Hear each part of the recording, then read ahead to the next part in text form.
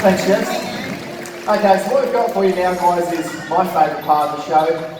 I'm pretty biased, but I reckon it's the best part of the whole show, and that's we've got the crocs for you. Well, he doesn't even know, he just makes it up. And you think, because it's on the news, that it must be true, and a politician said it. It's not the case at all. The great thing about them is they're really easy to avoid being attacked by. There's only a handful of rules you've got to remember when you go into crocodile territory. And the biggest rule that you can break is going in their water. You can see straight away, as soon as he realises I was in his water, as soon as he can feel me in it, straight away he is not happy at all.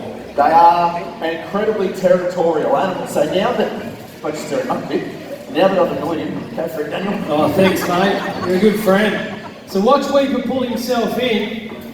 You see how Croc would work in the wild. He'd sit just underneath the water. He's cheating right now. Come here, fella. Good boy. Yeah, he looks a lot bigger once he's out of the water. Come on, mate, look at the food. Weeper's the newest croc that we have here in the Crococene, so he likes to play little games with you. This one here is a good game, it's called Come Closer. You can play it. Usually only play it once with him. Right, might give him a bit of feed. There we go, guys, give it up for him. How was that? He's done well. And when he really means business, he can't be out slow then, but he'll strike from the tip of his nose to the base of his tail in the blink of an eye. So let's change it up. You guys will let you gear in for a good day. Let's get up when Toby goes back in the water. Yeah, who wants to see Toby in the water?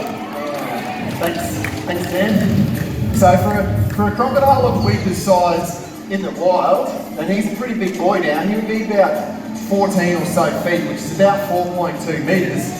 He could eat, small stuff like fish, turtles, and ibis pretty much any day he wanted to. What he wants to eat is big stuff. He could take out pigs, kangaroos, probably even small cattle now. If he lived in the Northern Territory, he could eat a water buffalo, kill a water buffalo, no dramas at all. So he's waiting for those animals to get a drink. Pigs can't buy water. Kangaroos can't turn on a tap to get a drink. They have to go down to the water and stick their mouth into it to get a drink. And that's exactly what he's waiting for. He uses the element of surprise to catch his food. He's been in captivity for a while, so he will do this. If he did that in the wild and I was a kangaroo, I would not go near the water. So he's always under it, and he'll always be in dirty water. So that way you can't see him. He can hold his breath if he has to for 7 hours.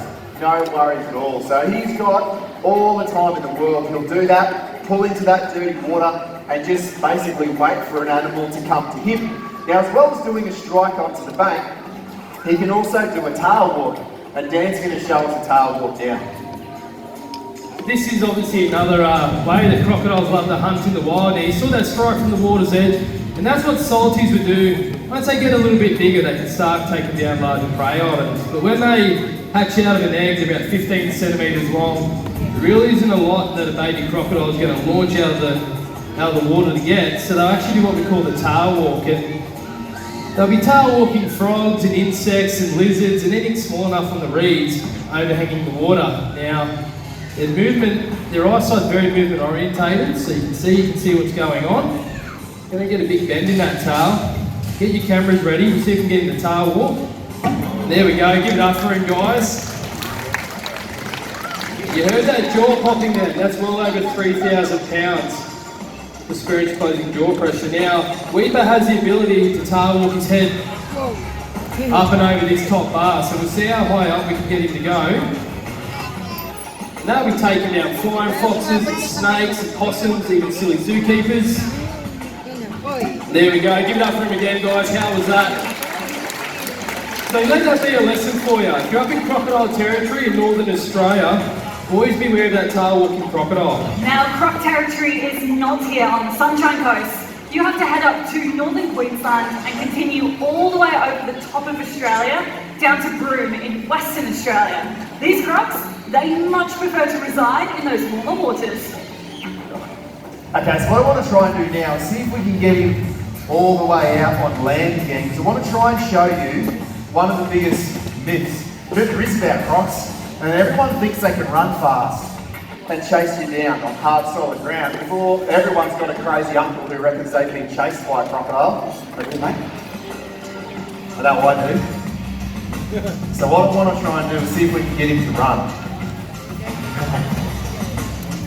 Once they actually get out on hard, solid ground, you really get a good idea. You saw it at the start of just how slow they actually are. The thing about it too is, especially at the end of the show, he even gets reluctant to just come out at all. He's going to do it today. You see, once he gets out, especially once he gets those feet out of the water, would you believe that that is as quick as I've ever seen Weeper run? So don't listen to your uncle. Yeah, give him a round of applause. Hasn't he been awesome today? So when you look at his body shape, the way he's designed, you can see why they can't run. He's only got very short, very stumpy little legs, a bit like you. Can't really run too quick. This is his house. So the same rules apply when you travel into Northern Australia where crocs are found. There's three things to remember. You don't stand next to the water's edge because they can do that strike from the edge. Like Dan showed us, you don't overhang the water either because they can do that tail walk. And most importantly, you don't swim. You follow those really basic rules and you'll never have a problem. Here in Australia, crocs, they're our apex predators and they play a vital role